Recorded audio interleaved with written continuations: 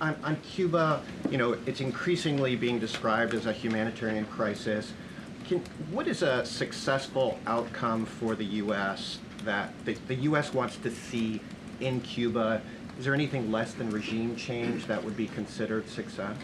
I think, as Secretary Rubio has articulated and the president himself, we obviously want to see flourishing and prosperous democracies all over the world, especially in our own hemisphere. I'm not dictating any actions the United States may take to get there, but of course that's in the United States' best interest to have Cuba be a truly free and prosperous democracy. Unfortunately, right now, that is not the case. They are a regime that is falling, their country is collapsing, and that's why we believe it's in their best interest to make very dramatic changes very soon, and we'll see what they decide to do.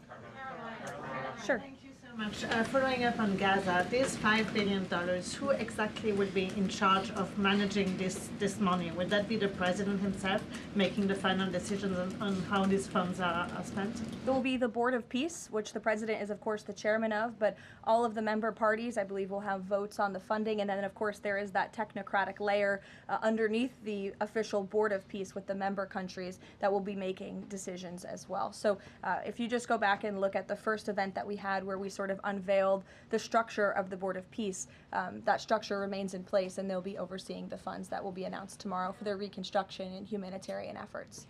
Sure. Another question on that Board of Peace announcement. You mentioned there will be the announcement of who comprises that International Stability Force. How soon will that force be deployed?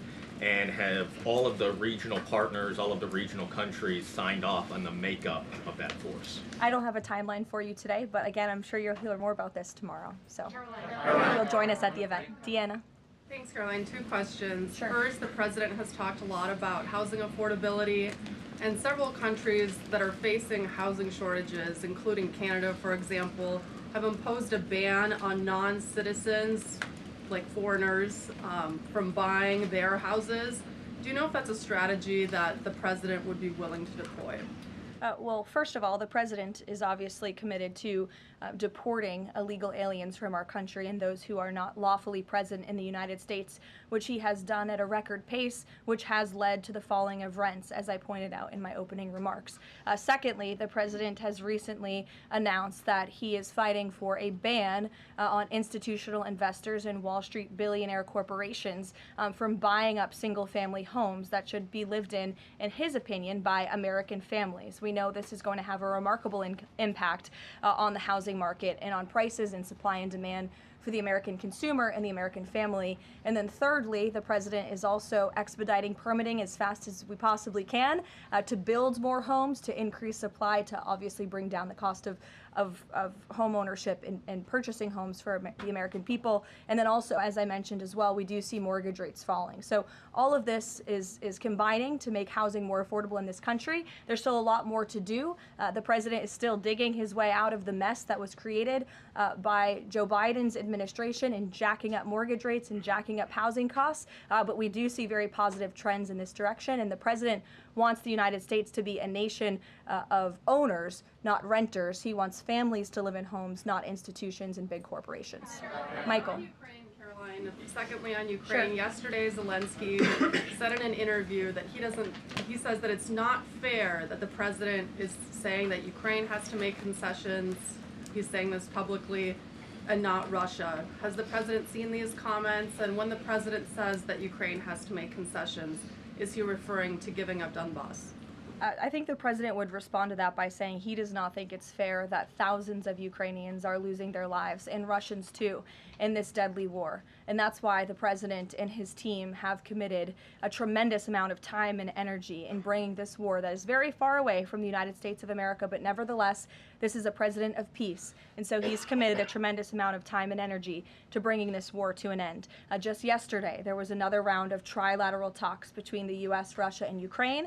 There was meaningful progress made in both parties. Both sides agreed to update their respective leaders and to continue to work towards a peace deal together. So there will be another round of talks in the future, but I think the president views this entire situation as very unfair, not just for Russians and Ukrainians who have lost their lives, but also for the American people and the American taxpayer who were footing the bill for this war effort before President Trump put a stop to it. And I would just remind everyone around the world that the United States is still selling weapons to NATO that are then being sent to Ukraine in their defense of their freedom in their borders. Michael. Caroline, Russia is reportedly joining Iran for joint naval exercises in the Gulf of Oman this week. Has the president issued any kind of warning to Russia or even China not to involve itself if the U.S. decides to strike Iran? Not to my knowledge, no, or not that I would dictate from this podium. I wouldn't reveal the president's private conversations with world leaders. With respect to that, again, when it comes to Iran, the president has a decision to make, and he will do that, and I'm not going to broadcast what that decision may be ahead of him.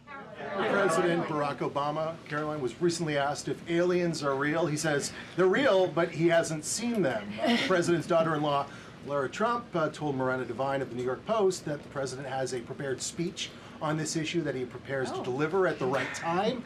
Is that true? And does the Trump administration believe aliens are real? Well, a speech on aliens would be news to me. That sounds very exciting, though. I'll have to check in with our speech writing team. And that would be of great interest to me personally, and I'm sure all of you in this room, and apparently former President Obama, too. So we'll keep you posted on that. Tyler. The White House has touted an unprecedented amount of cooperation with counties in Minneapolis after the negotiations with Tom Homan. Are those written or verbal deals with the sheriff? How many have agreed to cooperate on immigration enforcement who previously refused to do so? Yeah, the last time I spoke with Mr. Homan, which was just a few days ago, he assured us that nearly every single county in the state of Minnesota has agreed to notify ICE when they are releasing criminal illegal aliens from their jails. This is an unprecedented level of cooperation that we have not seen. It has led to not only cooperation to detain illegal aliens in Minnesota, which just this past week I have looked at the list. They've detained some very heinous people who none of you would want living in your communities, but has also led to a much more calm situation on the ground. We've also seen, and you've seen this with your own eyes play out, the local police and the state police have now cooperated in the arrests of left-wing agitators and criminals who are unlawfully obstructing immigration enforcement in their efforts. So this is a huge win, and again, the president sent Mr. Homan to Minnesota to do a job, and he has done it well, and I think the situation on the ground proves that. Are those like written agreements that they've been signed by various officials in the state? These are agreements that have been made by state and local officials in the federal government, and we are seeing that cooperation play out every single day. These counties are notifying ICE when they are releasing criminal illegals from their jail, and we do know that they are arresting left-wing agitators who are unlawfully impeding law enforcement. There's video to show that show it yourself. You can view it with your own eyes.